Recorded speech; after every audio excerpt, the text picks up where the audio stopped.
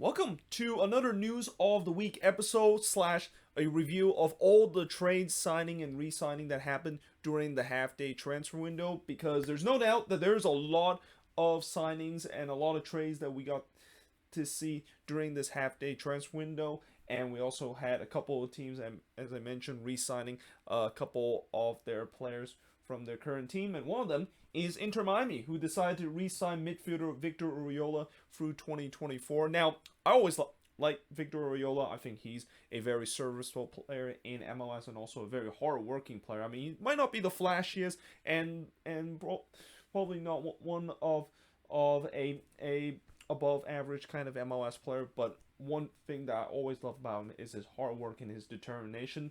Though one thing that I will say about Uriola in his time with Inter Miami is that he has not been featured with the team a lot, and a lot of that reason has to do with the injuries that he's been suffering throughout these past 2 years. So it was kind of maybe a little bit surprised that Inter Miami decided to re-sign him to a new contract. I mean, he will give you some hard working ability game in and game out, but he's also been injured a lot. So do you want to maybe decide to re-sign a player that is always having problems with injury? That is kind of interesting, but nevertheless, no, if he isn't injured, I know he can be a decent player for this team. Now, for LAFC, they of course have acquired defender Franco Escobar from Atlanta United for up to 600,000 general allocation money. I think the original fee was like around the 350,000 GAM money, but this is definitely a signing that I think LAFC desperately needed, knowing the fact that defense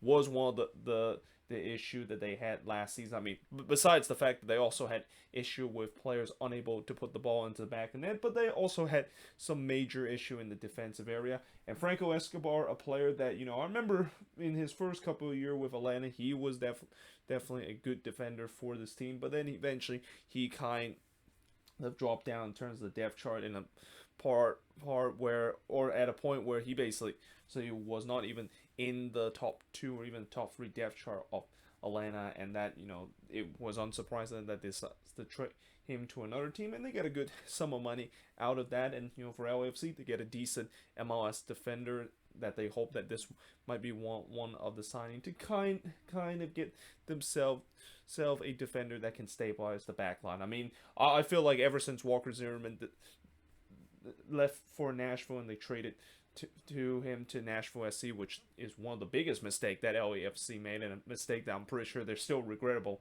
They don't really have a lot of good defenders in that back line, and hopefully with them signing Franco Escobar will be that kind. Now, they also traded away one of their player in their current roster, and that player is Pablo Ceciaga, who is going to be going to Charlotte FC after Charlotte basically signed him for only 50,000 general allocation money.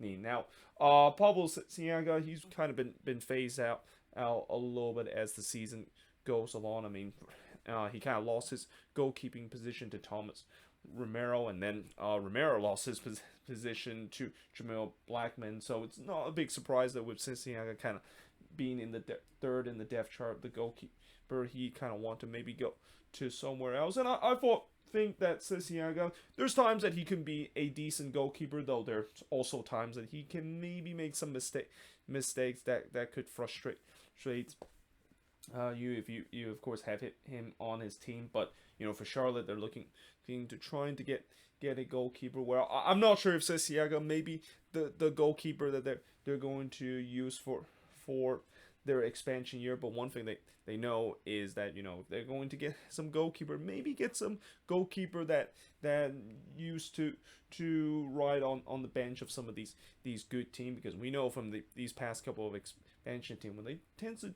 get goalkeeper from teams that tends to kind of like ride out on the bench, they turns out to be very good. I mean, Brad Stuver is a good example of a guy that's been kind of riding the bench for NYCFC, comes to Austin and he really shined. And then you look at LAFC with Tyler Miller, a guy that rides on the bench in Seattle, comes to LAFC, become a decent goalkeeper now with Minnesota. Maybe Charlotte FC is going to think that that's going to be the case with Sesiaga kind of riding on bench and hasn't really started that much, especially down the stretch, and he can rediscover his form to be a decent goalkeeper for this team.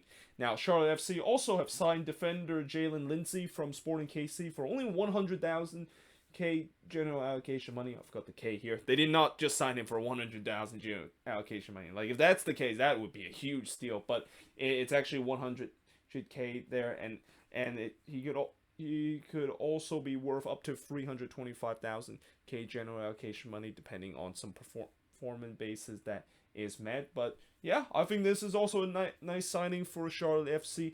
If Jalen Lindsey can stay healthy, I mean, that's been one of the issue with him. Like, he definitely can be a decent fullback for this SKC team, but the problem is he just could not stay healthy. And Charlotte would hope that maybe when he does come to their team, he'll of course stay healthy, because if he is able to stay healthy, that is an absolute steal that they got from Jalen Lindsey, one of the upcoming fullbacks that have a lot of good potential in this league.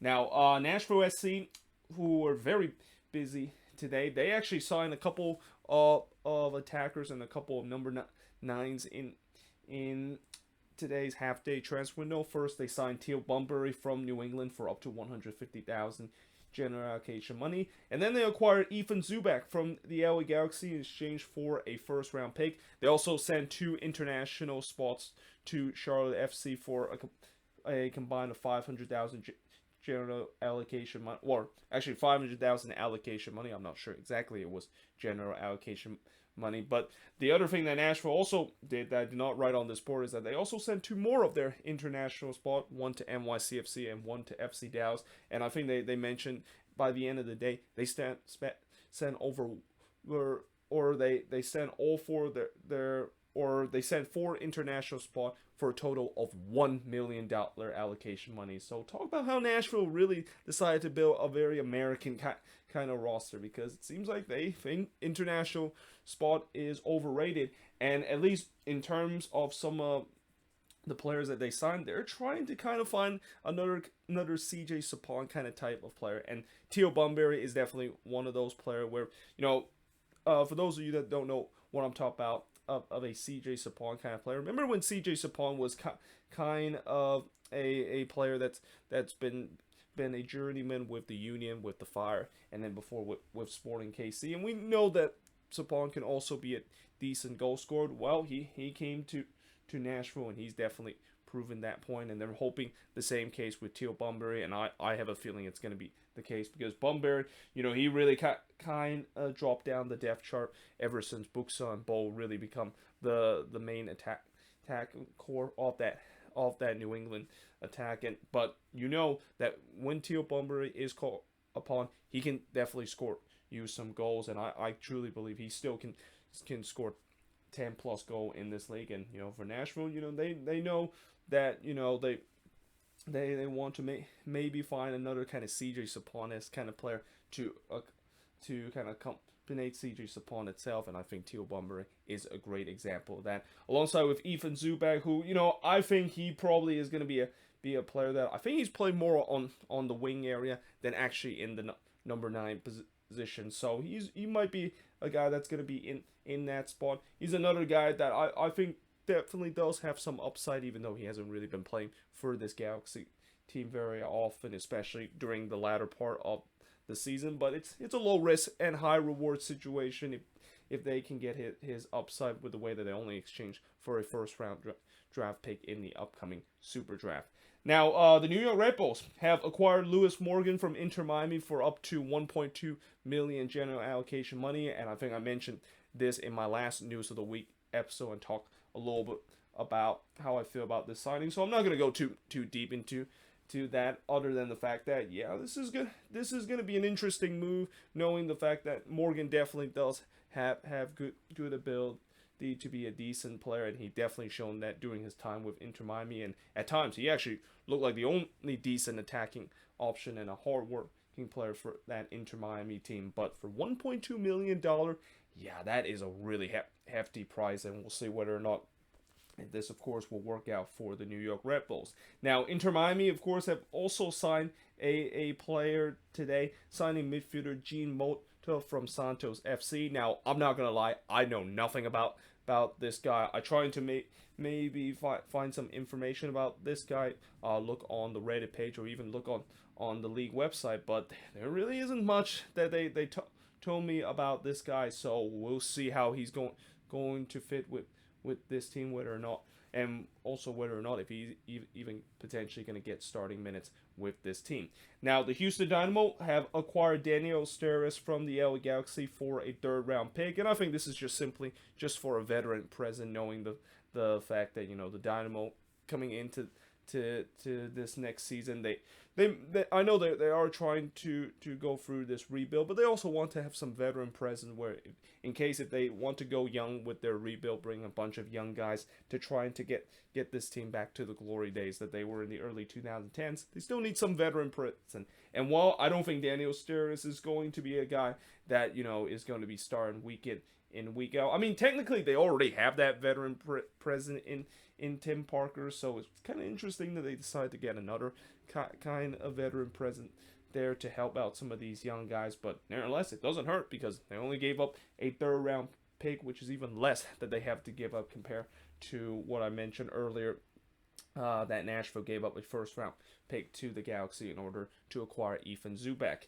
And then moving on in terms of the next news and kind of talking about some report now, because, you know, so far we've been mentioning about signings that has happened, but there are some reports that come out of this half-day transfer window, and the biggest report is Eduardo Atuesta potentially moving on from LAFC and moving to Palmeiras for around $4 million.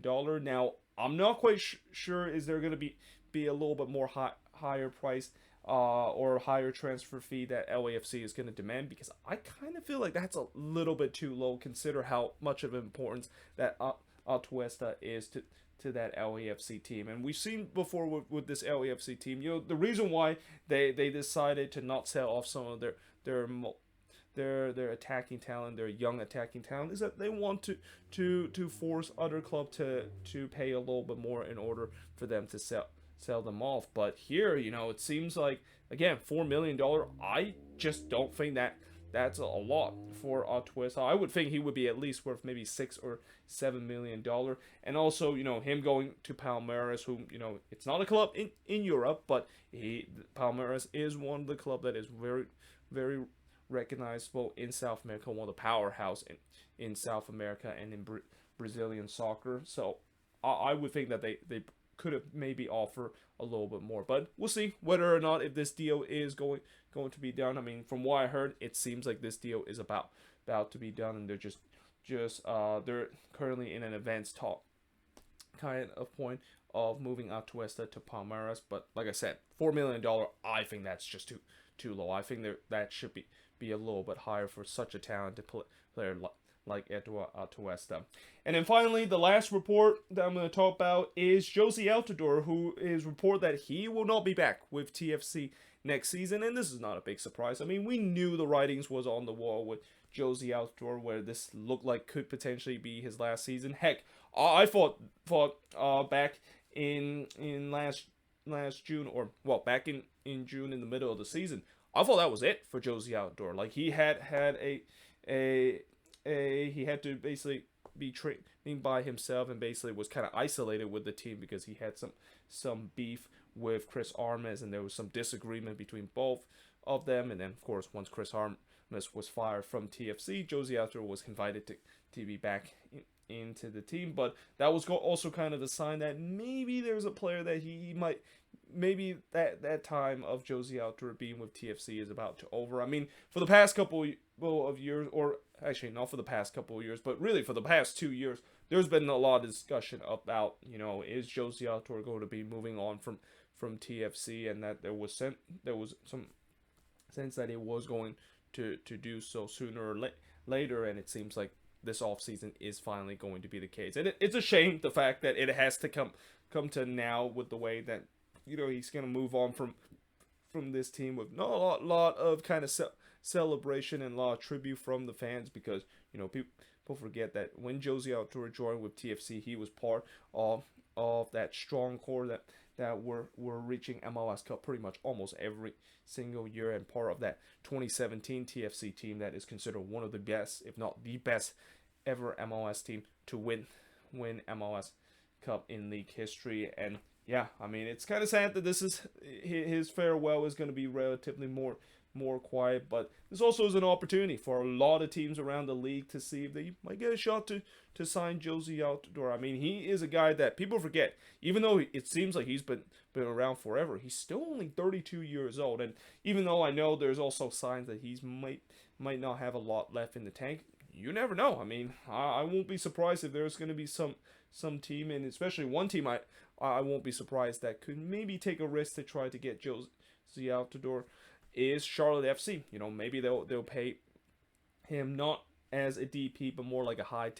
TAM kind of player, and see if he can still lead the lines for their team heading into the expansion year. But there's no doubt that I won't be surprised. There's going to be a lot of teams, especially teams that are desperate to try to find a number 9, that they might even think about trying to give Josie Altidore a shot to see if he can rediscover that good form that he had with TFC. Because again, as much as I know people might say that seems like he's running out of energy and his career is started to dwindle down, I won't be surprised that he that might not be the case, and I won't be surprised he might have 1 or 2 year left in the tank and still can make a big impact for another team in this league. But we shall see if that, of course, is going to be the case. But either way, hope you guys enjoyed this video. If you do, make sure you guys leave a like, smash that subscribe button. Let me know in the comments below, what do you think of all the signings that has happened during this half-day transfer window. And I know there's also going to be more signings and more rumors that's going to be happening in these next couple of days, which is why I'll talk about more of that on my News of the Week episode on Wednesday. Talk about some of the signings and transfer rumor that is going to be happening in these next couple of days. But until then, hope you guys enjoyed this video. If you do, make sure you guys leave a like, smash the subscribe button, and yeah, I of course will see you guys next time.